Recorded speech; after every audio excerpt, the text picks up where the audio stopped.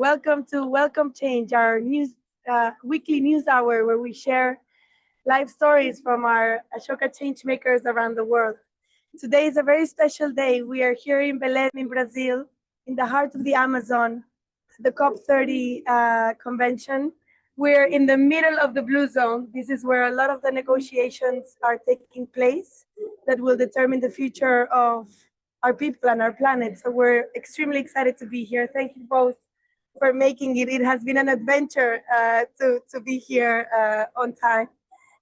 We have here with us Raquel Rosenberg. She's the founder of Engajamundo, which is a social elevator for youth people around the world in climate. And we have also Jazara, who's Ashoka young change maker. She founded Sustenta Vida, you were telling me, with 13 years old only, that works at food systems, emergency support, and climate education in communities near Sao Paulo. Thank you both for being here. I really appreciate it. So, COP30, they have called this COP People's COP, Indigenous COP, Youth COP, and the COP of Truth and the COP of Solutions. I would love to hear from you. What is the title of this COP? Well, at first, it's a pleasure to receive the COP30 in your country, in your home.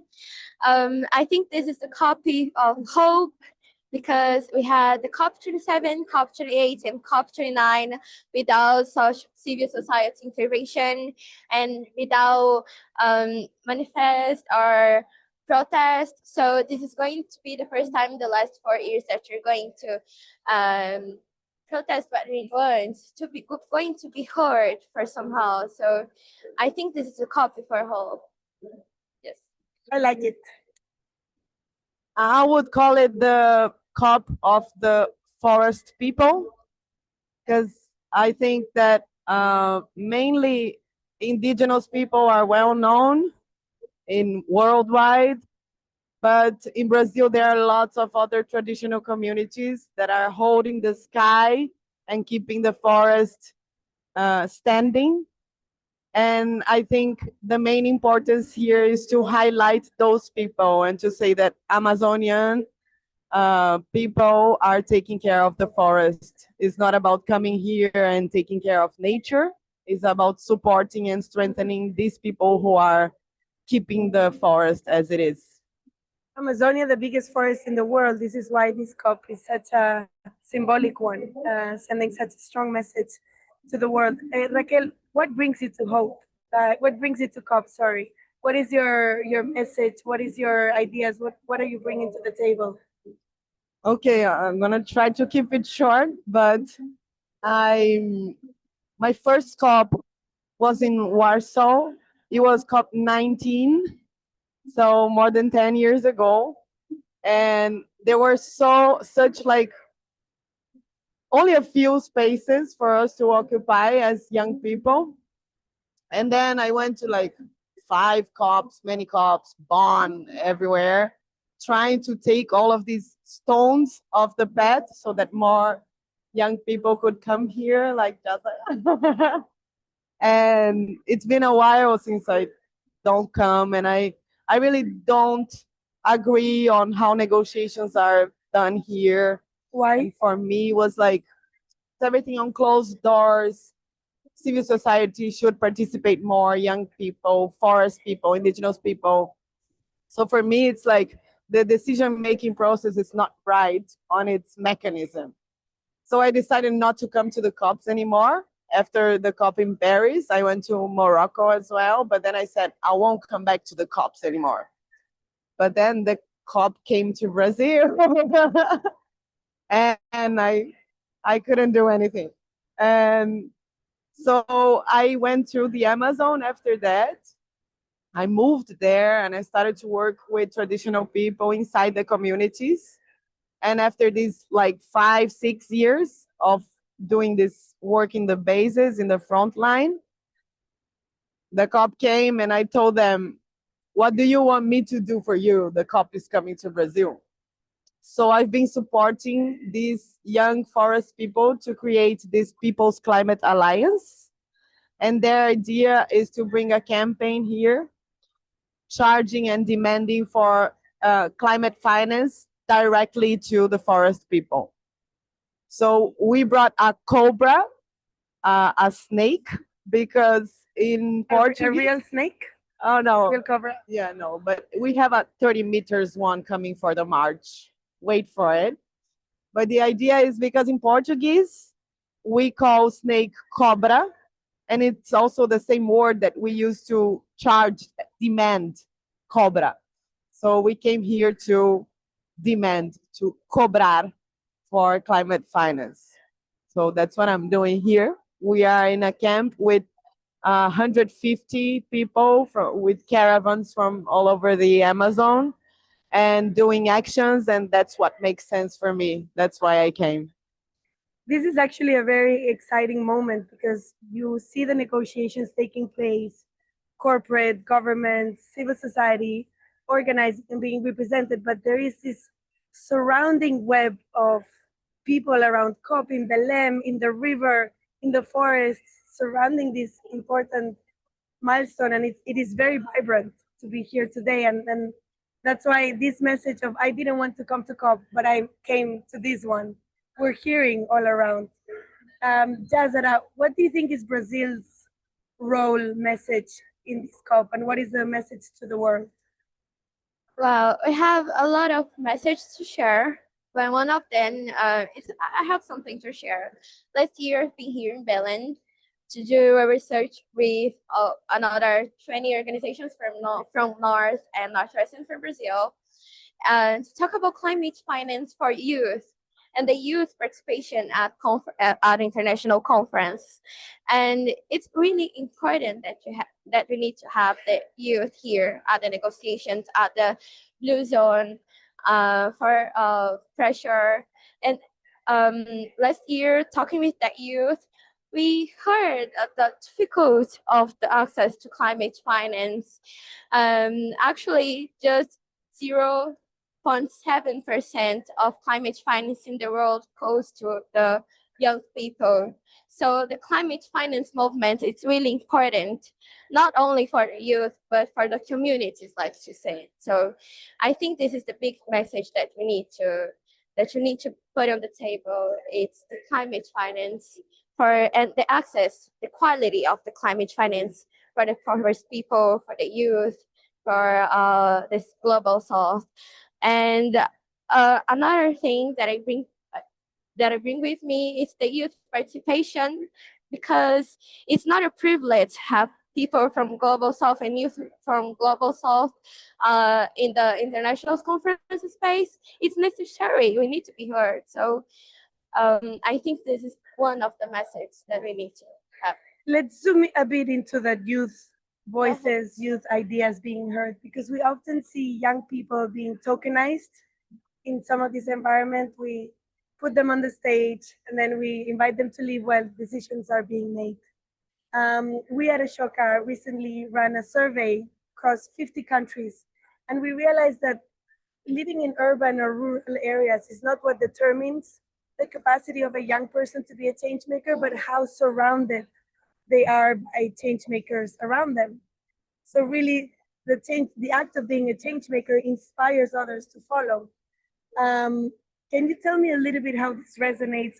You are an integral part of the youth movement in Brazil. How are young people getting organized to make sure that your voices and your ideas are actually front center? Well, we know that children and youth are like 1/3 of the earth, and we know that the climate crisis is happening right now, and we know the solution born where the pain is happening. So I know the youth, it's doing and it's changing this the territory and bringing solutions every time because of this pain of climate change. And this is something that we need to do. Actually, it's just amazing. I was talking with Simon earlier that youth from different places have different solutions, but we can exchange the solutions and exchange this idea. And this community is really important because we're not alone. We can see that we're not alone, and and do the projects together. And this is something really important for the youth right now.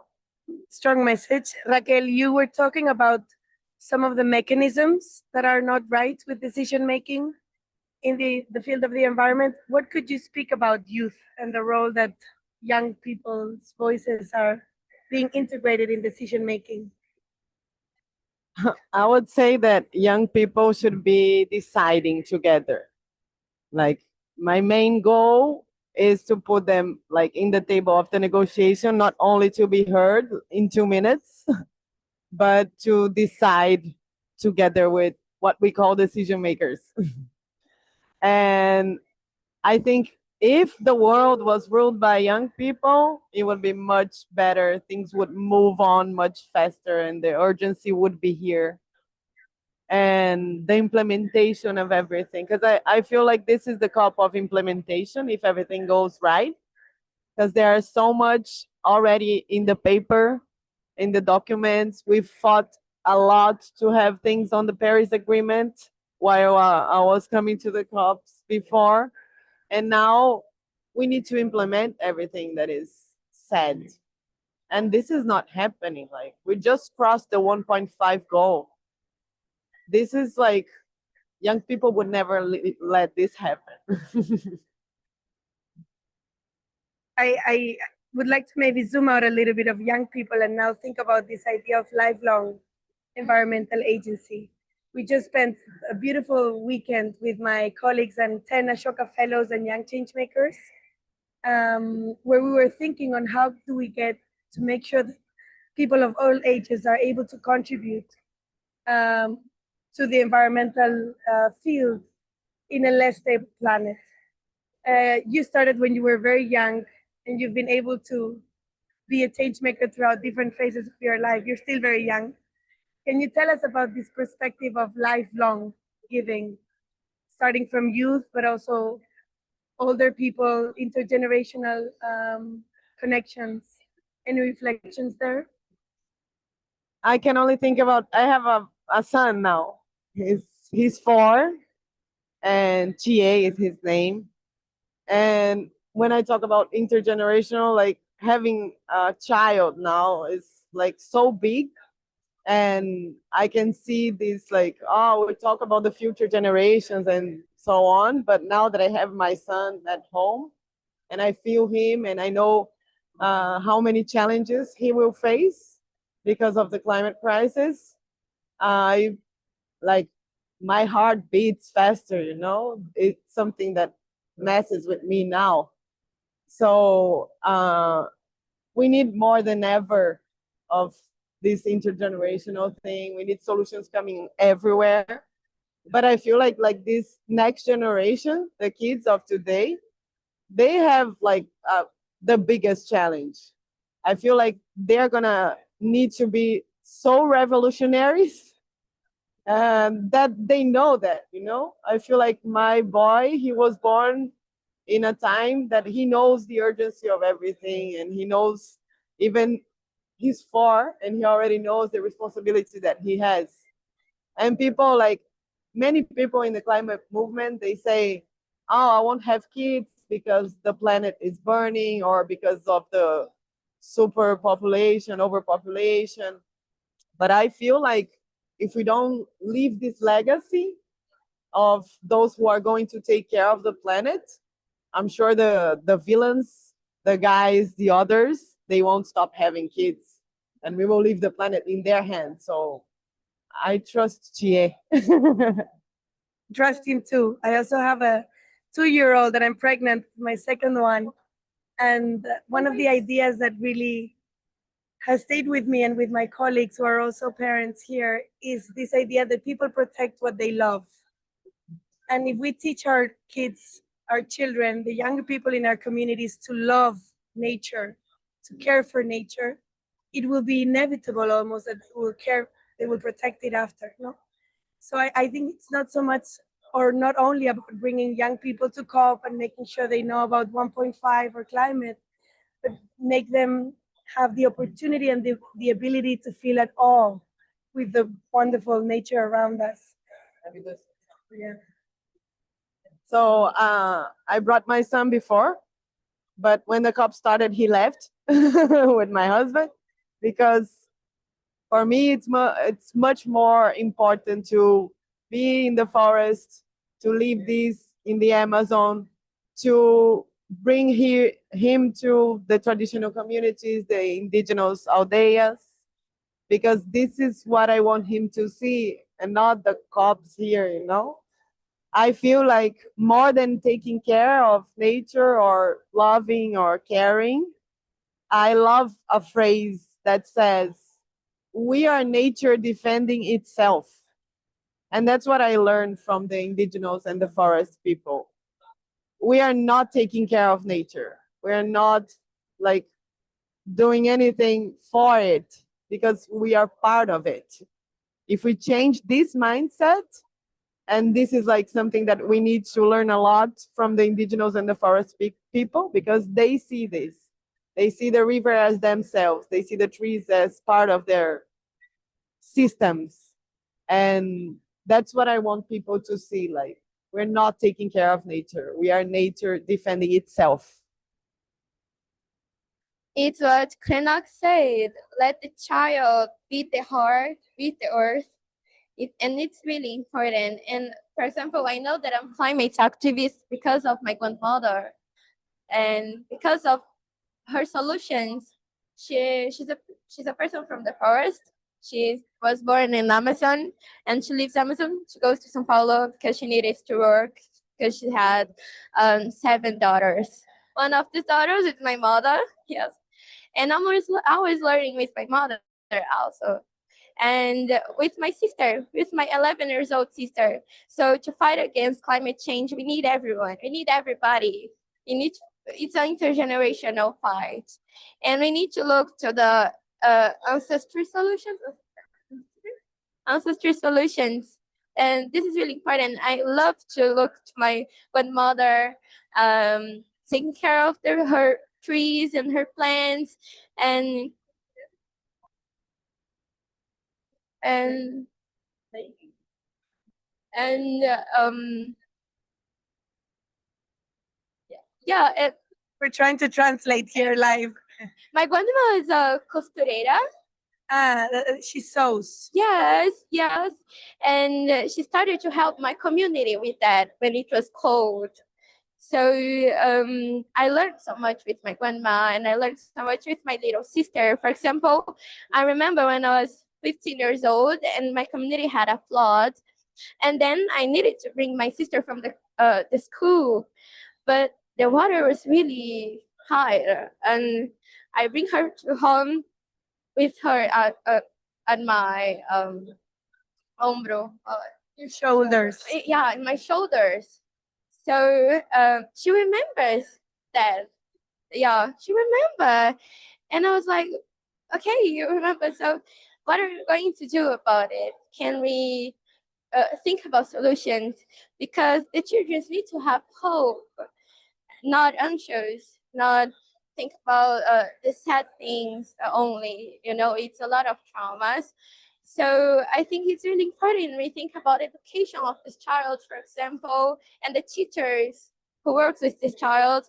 The last year in 2024, we had 1 million of children with studies impacted in Brazil because of the climate change events. So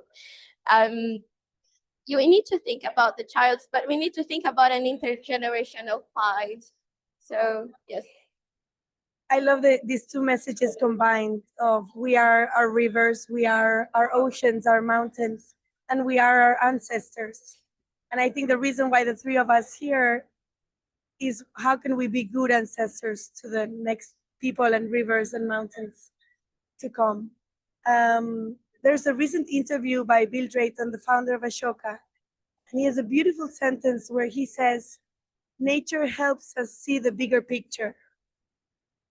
Can you reflect on how do you draw inspiration from nature? What are your practices? What are your rituals with nature that we could share with the community?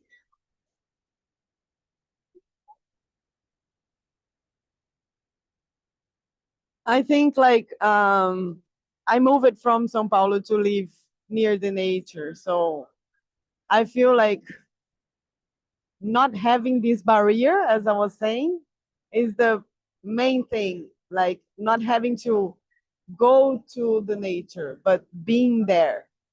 Um, it's more like my son said that someone told him he had a flower in his hands, and they said, "Oh, did you pick up at your garden?" And he said, "Garden?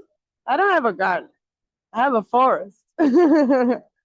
And I think this is like the way, we have lots of urban solutions, but I myself personally feel that if we move to places where we have nature surrounding us, like life would be much better for everyone. So, like being immersive in nature, I think it's like my best way of dealing and having it in my daily life. Well,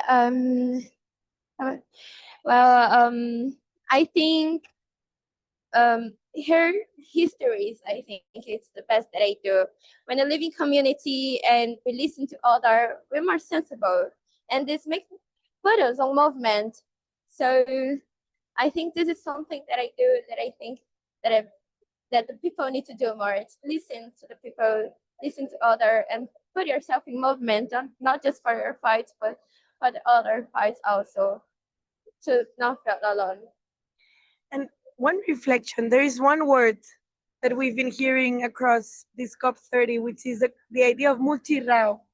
Probably I'm not pronouncing it well. How would you pronounce it? Multirao? What does multirao mean? What are the lessons that the world can take from multirao, which is a Brazilian Portuguese word, right? It's not easy to translate in any other environment. I don't think there's a word in English. It's very Brazilian. Brazilians, we have this of like being together, going together, and in a collective, like doing stuff, work. So the mutirão is exactly this, like gathering lots of people and building something with our own hands, and like it's very hands-on. So the idea is we're gonna make it ourselves. We don't need no one else to do whatever we need. So we did mutirão, for instance, to build an ecological bathroom inside an indigenous village. So everybody came together. We did this like 2 days of working together with lots of materials that they had. So there is also this, like we're gonna look for solutions and resources surrounding us. We don't need anything from outside. Everything we need is here, is now, and it's free. So just putting ourselves together, these are all the tools that we need to make whatever we need. This is the idea of the mutirão. Yeah, I like this. It's like work together right now. It's make it something happen. It's look to the problem, make a solution to them, and work for the solution. Work together. This is Mochiro. I think this is such a good message to finish our conversation. The power is in the hands of the people. I think climate change and the environment reveals everyone's capacity to contribute. This is the opportunity of our lifetime. And I thank both of you so much for being here with us, for doing the work that you do, for coming again to COP30 and making sure that, not only your son, but also your voice and the people that you represent are here, and also for the voices of young people. Thank you both so much, and we hope to see you soon. Thank you.